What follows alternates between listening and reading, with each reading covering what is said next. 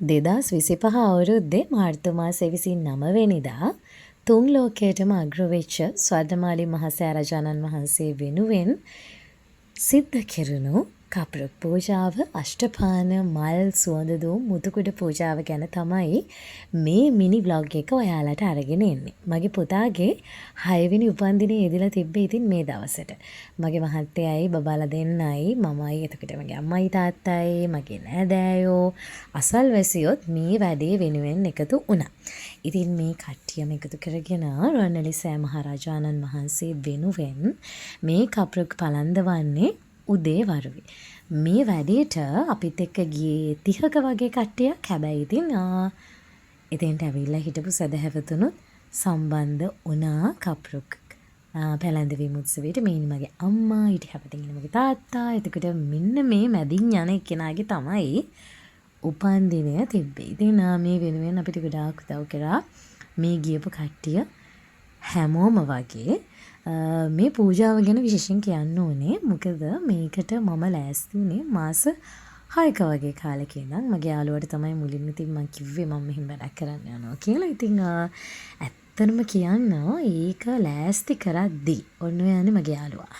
ඒක ලෑස්ති කරද්දී මගේ ළඟ සල්ලි තිබුණේ නෑ මේ වෙනුවෙන් ඕන කරන. හැබැයි ඉතින් මාස 6 අවසානයේ එදා දවසේ මගේ වැඩේ කරගන්න වෙනකොට මට මං හිතුවටත් වඩා සල්ලි හොයාගන්න පුළුවන්කම තිබුණා.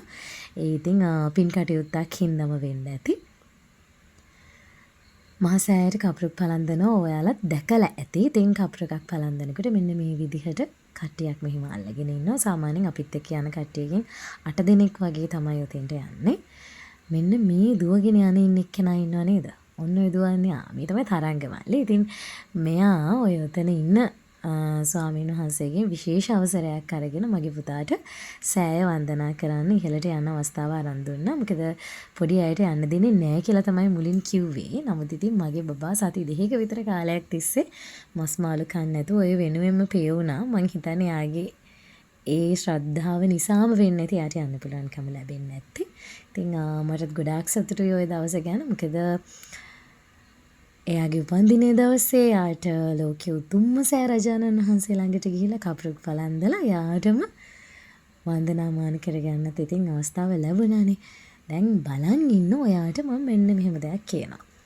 මේක හැමෝටම හිතෙන්නේ නැති වෙන්න පුළුවන්. නමුත් ඉතින් ඔබ ආදරය කරන අය වෙනුවෙන් පාටි දානවා වගේම පාටි දානවා කියන එක වැරදි කියලා කියනවා නෙමෙයි මම. නමුත් ඉතින් මට හිතෙනවා මේ වගේ පින් කටයුත්තක් කරන්න පුළුවන් නම් ඒක වඩාත් වටිනවා මෙලවට වගේම පරලවට. ඉතින් අපි බෞද්ධයෝ නිසා.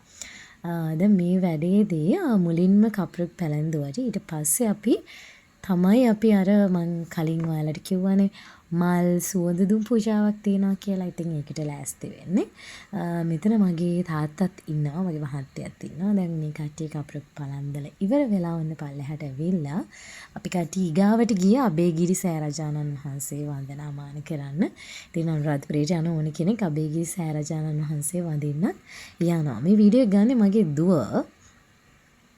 මේ ඉන්නේ මගේ දෝනි. යාගේ හොඳම යාළුවාට හරියටමයි. ඉතින් ඔන්න මේ කට්ටිය තමයි අපිත් එක්ක ගියපු කට්ටිය. මේ නම් මගේ යාළුවාගේ අක්කයි. එතකොට යාගේ යාළුවයි. මේ අපේ අක්කා. එතකොට මේ මගේ තාත්තා. ඊට පස්සේ හැපැත්තෙන් ඉන්නේ මගේ මස්සිනා. ඒ කියන්නේ අක්කාගේ මහත්තයා. ඔය ඉන්නේ මම. මල් 500ක් තිබුණා අපිට. ඉතින් ඒ මල් 500යි නිල් මානෙල් මල් 200කට වැඩි සංඛ්‍යාවක් තිබුණා. ඊට පස්සේ අපි අවසානයේදී ලැබෙනවා දාස්පෙතිය මලුත්. ඉතින් මේ මල් ඔක්කොම අරගෙන ගිහිල්ලා සෑ රජාණන් වහන්සේට අපි පූජා කරන්න තමයි මේ විදිහට ලෑස්ති වෙන්න. බලන්නකෝ ඉතින් අපිත් එක්ක ගිහපු කට්ටියම එකා වගේ ලස්සනට මල් ටික සූදානම් කරන විදිහ. මේ ඉන්නේ තරංග මල්ලි. අර මම ඉස්සෙල්ලා කිව්වේ ඔයාලට. අන්න එයා ගැන තමයි. ඉතින් ඔන්න ඔය විදිහට ඔය මල් ටිකත් අරගෙන දැන් ඊගාවට අපි යනවා රුවන්වැලි මහසෑ රජාණන් වහන්සේ ළඟට අපේ අෂ්ටපාන පූජාව කරන්න. මෙන්න මේ ලස්සන මුතුකුඩේ හැදුවේ මගේ හොඳම යාළුවා. එයා නදී. ඉතින් එයාගේ අත් දෙකෙන්ම එයා ඕක හරි ලස්සනට නිර්මාණය කරා. මේකට සෑහෙන වෙහසක් එයා ගත්තා. හරිම ලස්සනට ඉතින් තිබුණා. මේ තමයි අපේ අෂ්ටපාන පූජාව. මේ මං කියපුවේ අපිට හම්බුනා කියලා දස්පතිය මල්. ඉතින් ඔය මලුත් තියලා මුතිකුඩේත් ලස්සනට තියලා ලස්සන බුදුරජාණන් වහන්සේගේ පිළිමයකුත් තැන්පත් කරලා තමයි අපි පූජාව කරේ. ඔය දැන් මගේ දෝනි තමයි මල් පූජා කරන්නේ. මේ එයාගේ අතින්ම හදපු කඩදාසි මල්. බුදු කෙනෙක්ට පූජා කරන්න කඩදාසි වුණත් මල් නම් ඉතින් මං හිතන්නේ නෑ පිනේ අඩුවක් තියෙයි කියලා. මුතුකුඩේ හරිම ලස්සනට පේන්න ගන්නේ රෑ වෙනකොට ලයිට් වැටිලා එතකොට අර ඒකට අල්ලලා තියෙන ලස්සන පබළු හරිම ලස්සනට පේනවා.